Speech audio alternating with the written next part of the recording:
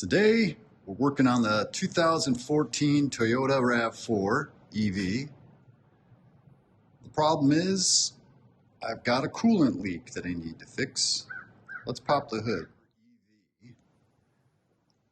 Under the hood, you can see there's no engine per se. There is an electric motor down here. In fact, there's a Tesla large drive unit like you'd find in the back of a Tesla Model S. It has a design flaw because there's a bad seal that tends to leak. But it's down here under this end of the electric motor. We got to access it from underneath, so let's jack the car up. Okay, so now I got the car up on jack stands. Take a look underneath. You can see there's the access cover. And it has several, I think about 7 of these 10 mil bolts up front. I think this one's missing some push-in fasteners. And then way back there are 2 connections that are wrong on this particular car. Somebody put some hardware, nuts and bolts in there. I'm gonna have to cut them out because they got rusty.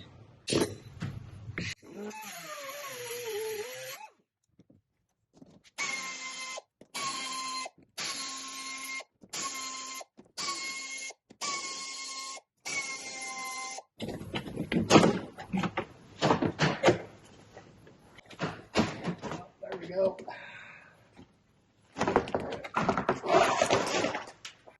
So with that cover off, you can now see the large drive unit.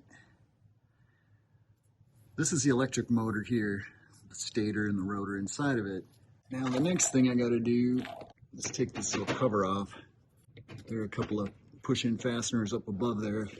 Ready? Get this one first. Oh my. There's one of the little fasteners. It's one of those little pop-in guys like that. I don't know that I need to take this wheel off. We'll find out soon enough.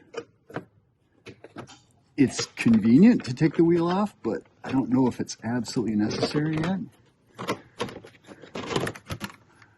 Over here on the end of the motor is a manifold, a coolant manifold, and you can see there's a little flyover tube up here that exits this manifold, and there's a coolant tube coming in that feeds it at the bottom.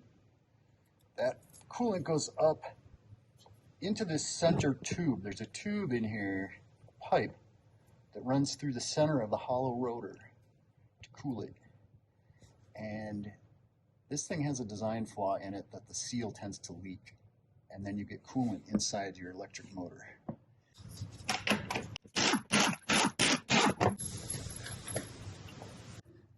This little black thing is a speed sensor that detects the speed of the motor, talking to the computer. And we're going to take that off. It just takes a 10 mil.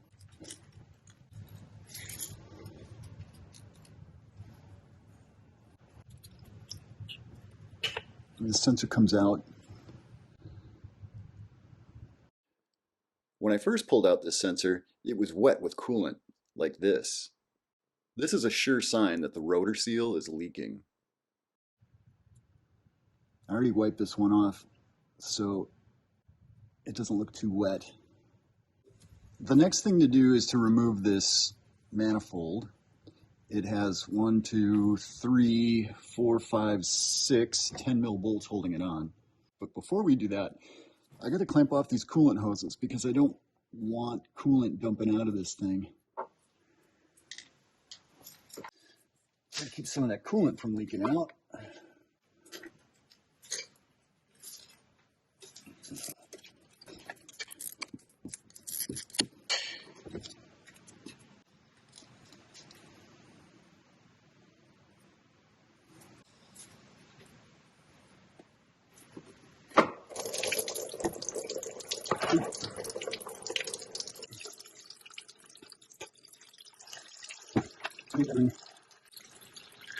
Let's see if we can get there.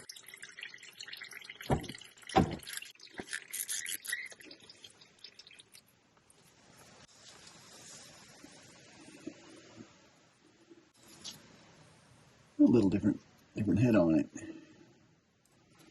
All right, let's go after the 6 bolts that hold on this manifold. I'm going to try these bottom ones, which you can't see from where you are.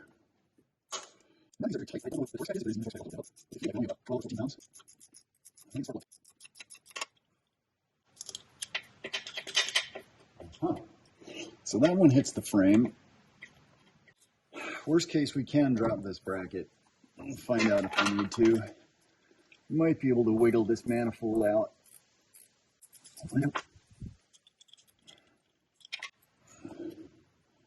Longish screw. It's got some silicone on the end from the factory.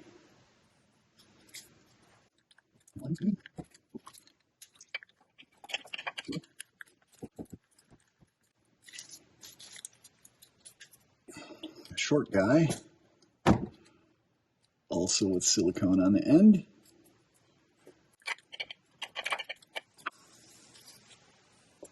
Another short one.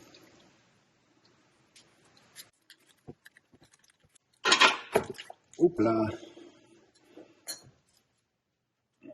All these have little silicone nibs on the end.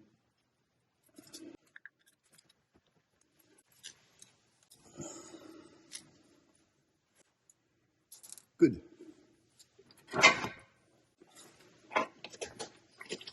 Let's another try.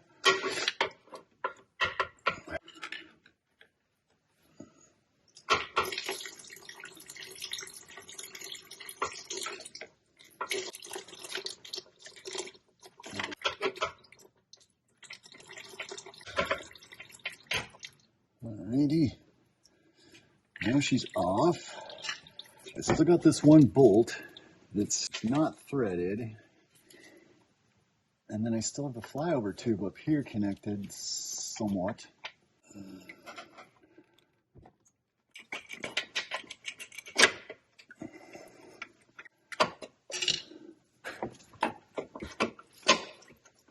If I can lift this up just enough, I can get that bolt out maybe.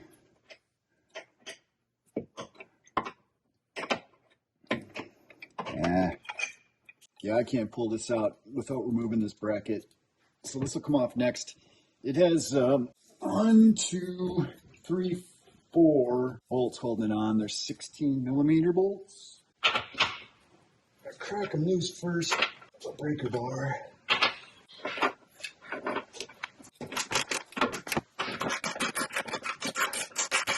Pretty chonky hex bolt.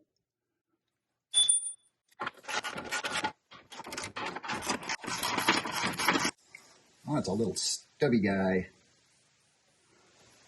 Another little chunky one.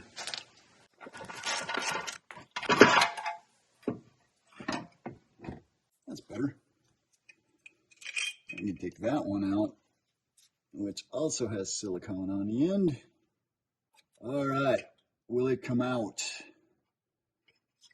Will it slide out? Yes.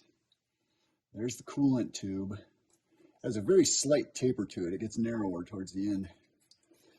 And there's that bad seal in there. Oh. Yeah, that's bad. But that seal ain't right. I'll explain the leak. And there's a little O-ring right there.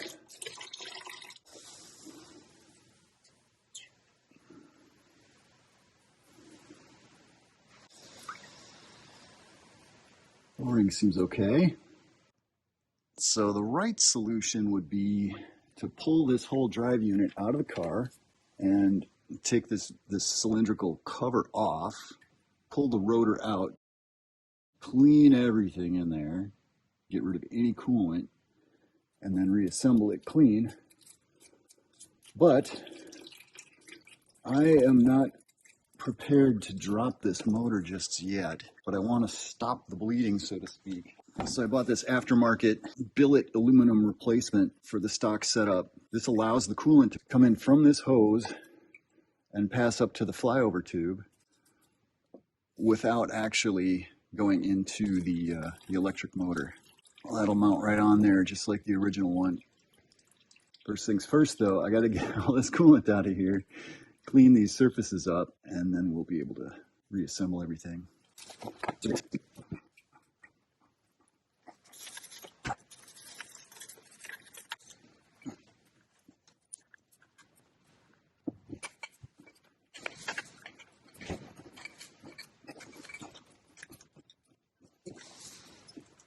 And then the next thing we gotta do is clean off these bolts. Some of them have that gasket maker on there, and get that off. And these are all M6x1. All right, so I've chased all those threads in the holes, and I've also chased the threads on these bolts off camera. I even ran them over the wire wheel just to make sure I got all the gasket maker off there. And then Alex, the EV guy, likes to use acetone to clean off these mating surfaces, so that's what I'm going to use. Oh, there's a little bit of gasket sealer in there. I'll try to get that out too. It's not hurting anything, but I don't really want it in there.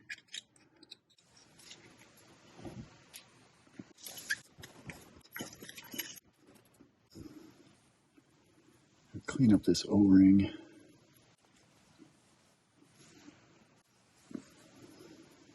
Looks good. And then of course we got the mating surfaces on this manifold that should be wiped down. The manufacturer recommends using this Right Stuff gasket maker. They had recommended the 1-minute stuff. Didn't have it at my local auto parts store, so I got the 90-minute stuff. I'm going to let it cure overnight regardless, so it doesn't really matter.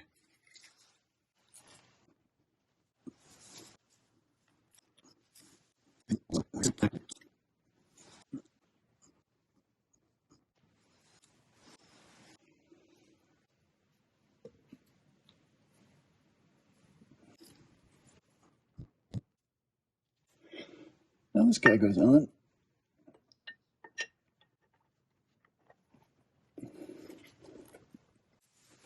I couldn't connect the flyover tube with the manifold seated against the motor housing.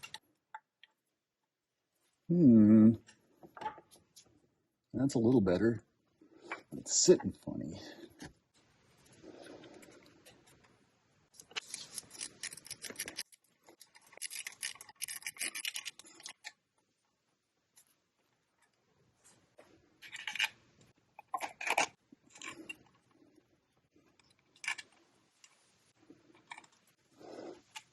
After I attached the tube, I was able to correctly position the manifold and thread in its bolts.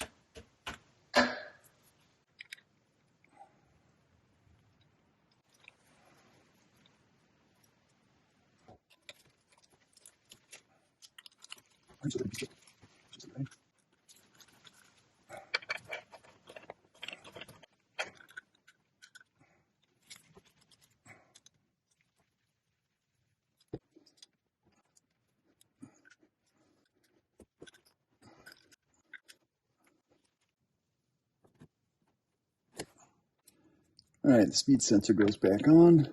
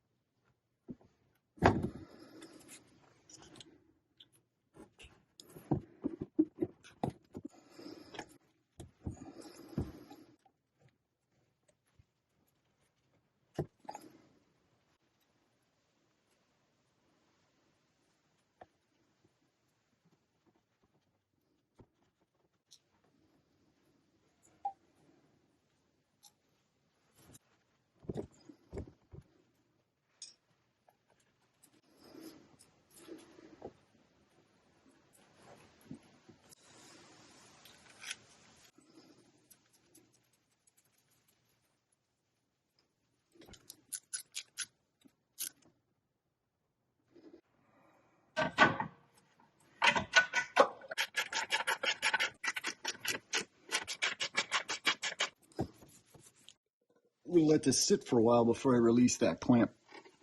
just give that gasket maker a chance to set up. All right, it's the next day, so I can take this thing off now.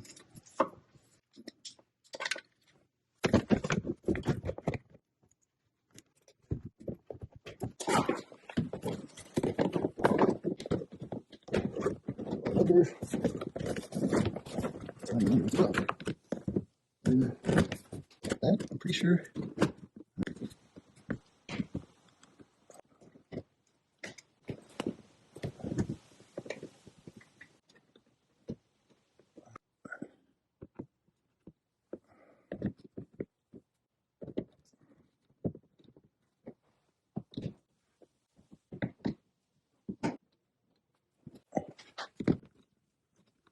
These guys, I think, are right here.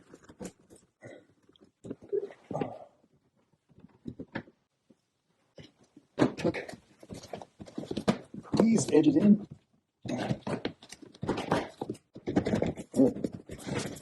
In here. That guy.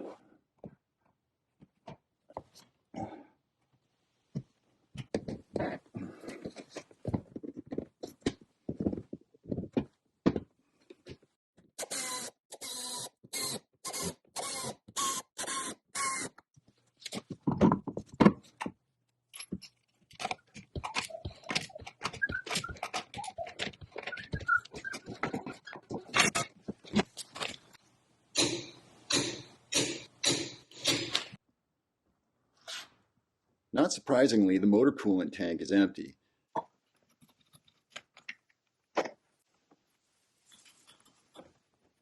It's easy enough to refill it with G48, but there's air throughout the system now that needs to be burped out.